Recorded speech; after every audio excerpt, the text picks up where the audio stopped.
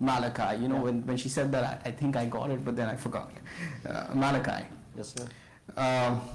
I mean, you have some enormous experience under you. You know, you are a chief executive officer at Elite Automation. And what's been really interesting about you is how you leverage social media.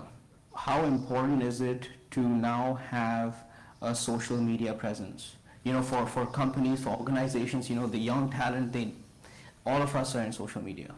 Yeah, I think definitely the younger audience is going to be the audience that's going into the workforce, especially for manufacturers. Like, it's not like a super hot thing to get into unless you expose like the interesting things about the industry.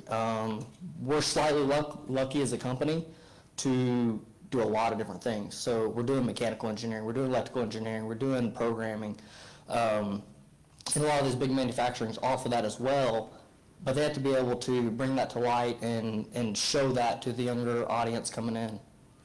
Thank you, Malachi.